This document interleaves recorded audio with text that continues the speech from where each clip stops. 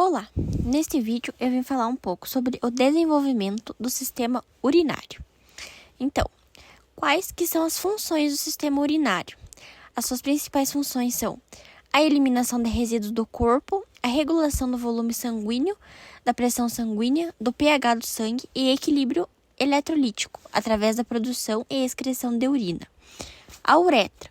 A uretra é um tubo que transporta a urina da bexiga urinária para o exterior do corpo. No sexo masculino, tem a função adicional de transportar o sêmen na ejaculação.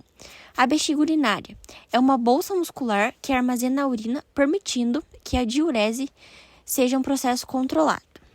A uretres é um tubo que transporta a urina dos rins até a bexiga urinária.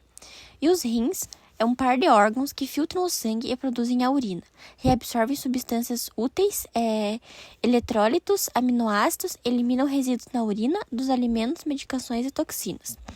E a remoção de resíduos metabólicos, como ácido úrico, ureia e creatinina. Então, como ocorre a formação? O sistema urinário se desenvolve durante o desenvolvimento embrionário, por volta da 4ª à 5ª semana de gestação, a partir da mesoderme intermediária, que fica localizada entre a mesoderme paraxial, somítica e a mesoderme lateral. É formado por 3 sistemas renais, que se sobrepõem em uma sequência crânio-caudal. O pronefro, que aparece e subsequentemente degenera, o mesonefro, que torna-se temporariamente funcional antes de degenerar, e o metanefro, que é permanente, sobe da pelve para a região lombar. Agora a gente vai falar um pouco sobre cada um. O pronefro. Na 4ª semana, o mesoderme intermediário se condensa e se reorganiza em uma série de brotos epiteliais, lá no nível craniano. Esses botões formam o primeiro par de rins, os pronéfros. Em humanos, o pronéfro degenera tão rapidamente quanto se forma. Lá nos vertebrados, como as larvas de natação livre, peixes, certos anfíbios, o pronéfro ele é um rim funcional de sua vida larval, inicial e é crucial para osmorregulação sintêmica adequada. Embora sua rápida degeneração em humanos, a formação do pronefro estabelece as bases para a indução do mesonefro, que por sua vez estabelece as bases para a indução do metanefro. Portanto, o pronefro é crucial para a cascata de desenvolvimento, que leva à formação dos rins permanentes. E enquanto o nefro se forma e se degenera, um pequeno ducto aparece lateral à região pronéfrica, enquanto este pequeno ducto, excretor primário conhecido como ducto mesonéfrico ou ducto de Rolf, ele se diferencia em uma sequência crânio-caudal para eventualmente se conectar e se abrir nas paredes da croaca.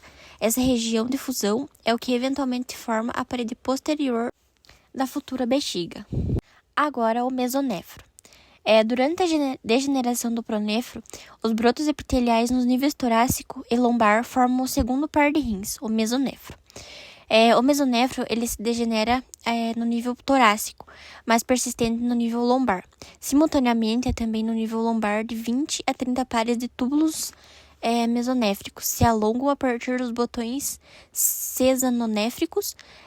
Suas extremidades laterais se fundem com o ducto, enquanto suas extremidades mediais se diferenciam em um saco, de forma de taça, conhecida como cápsula de Borman. Por sua vez, a cápsula envolve um nó de capilares, conhecido como glomérulo. Juntos, formam um corpúsculo renal rudimentar, representando uma versão abreviada que espelha o néfron adulto. E com a fusão das pontes laterais dos túbulos ao ducto mesonéfrico, abre-se uma passagem das unidades excretoras para a cloaca.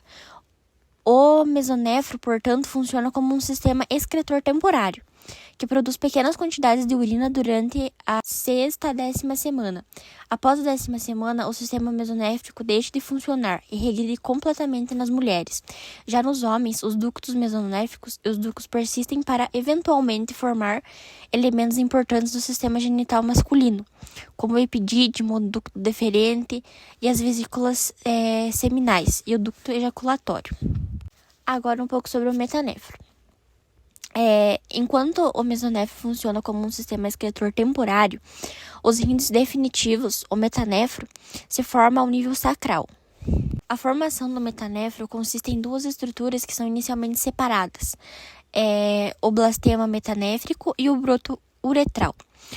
O blastema se forma em cada lado do eixo do corpo, no nível sacral, como resultante de uma condensação mesenquimal induzida pelo mesodermo intermediário. Simultaneamente, um broto uretral invagina a parte da extremidade caudal de cada ducto mesonéfrico, alonga e penetra em seu blastema metanéfrico correspondente. Na quinta semana, o broto uretral sofre uma sequência de bifurcações e ramificações para formar a pelve renal. Os cálices maiores e menores e os ductos coletores, por outro lado, o blastema metanéfrico é o que forma a cápsula de Bornholm. Os túbulos contorcidos proximais, as alças de Henle e os túbulos contorcidos distais.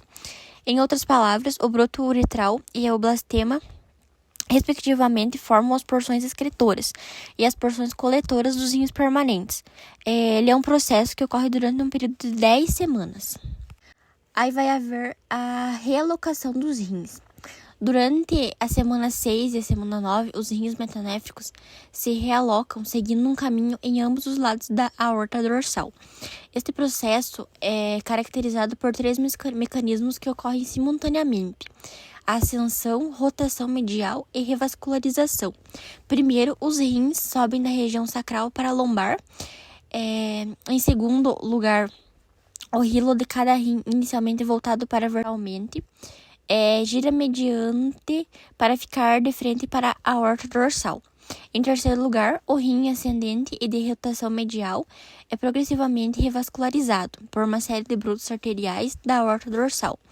Uma artéria renal permanente é formada na região lombar para cada rim, enquanto as artérias renais originais na região sacral e as subsequentes degeneram. Aí a bexiga e a uretra. A cloaca é dividida pelo septo uretal para formar o seio urogenital ventral e o canal anorretal dorsal. O próprio seio urogenital se forma em três partes: a bexiga, o pescoço e o segmento fálico. A bexiga continua a assumir a forma que normalmente vemos em adultos. O pescoço contribui para o desenvolvimento da uretra membranosa e da uretra prostática nos homens e da uretra membranosa nas mulheres. O segmento fálico contribui para o desenvolvimento da uretra peniana nos homens e do vestíbulo da vagina nas mulheres. Concomitantemente, com a participação da cloaca, o alantoide regride e forma uma banda ligamentar, conhecida como uraco ou ligamento umbilical mediano, que atravessa a gordura subperitoneal, do ápice da bexiga até o umbigo. Aí, as extremidades caudais dos ductos mesonéficos estão ligadas à cloaca. Enquanto ocorre a septação da cloaca, essas extremidades caudais se expandem, se achatam e se incorporam à parede posterior da bexiga presuntiva.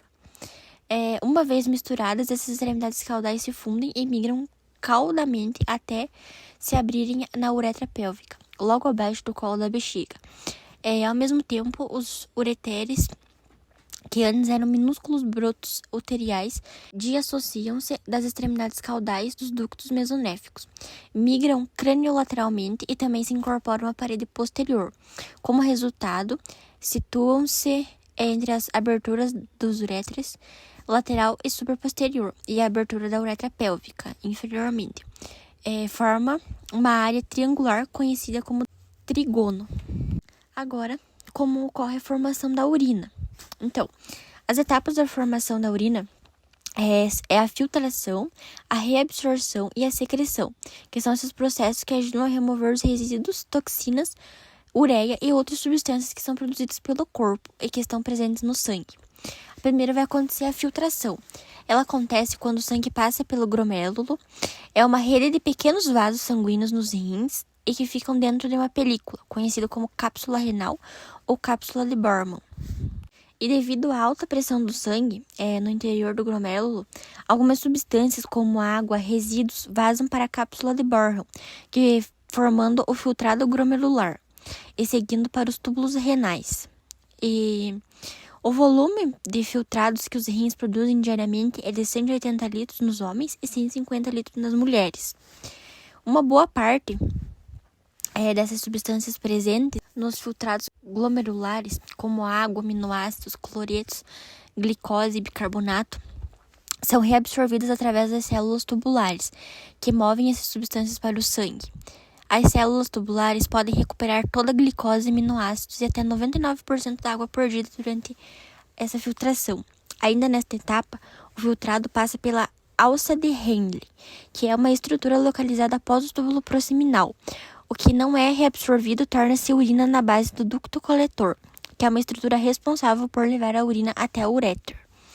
Aí a gente vai ter que, durante a secreção, algumas substâncias que ainda estão presentes no sangue, como medicamentos, creatinina e amônia, por exemplo, também são removidas para o ducto coletor. Assim, o filtrado passa a ser chamado de urina, que é basicamente composto por substâncias que não foram reabsorvidas durante a filtração glomerular. E que o sangue passa pelos uréteres até chegar à bexiga, onde será armazenada. Cerca de 1 a 2 litros de urina produzida por dia, e a bexiga tem capacidade de armazenar até 400 ou 500 ml de urina antes de precisar ser esvaziada. Aí, como que ela é eliminada? A bexiga ela é formada por um músculo que contém pequenos receptores. A partir de 150 ml de urina acumulada, os músculos da bexiga vão se dilatando lentamente para conseguir armazenar mais urina. Quando isso acontece, os receptores enviam sinais para o cérebro, fazendo a pessoa sentir vontade de urinar. Quando você vai ao banheiro, o esfíncter urinário relaxa e o músculo da bexiga contrai, empurrando a urina através da uretra para fora do corpo. Além disso, os músculos abdominais também podem ser contraídos voluntariamente para ajudar a expulsar a urina. Então, seria isso que eu trouxe. Coloquei algumas imagenzinhas para representar. E muito obrigada.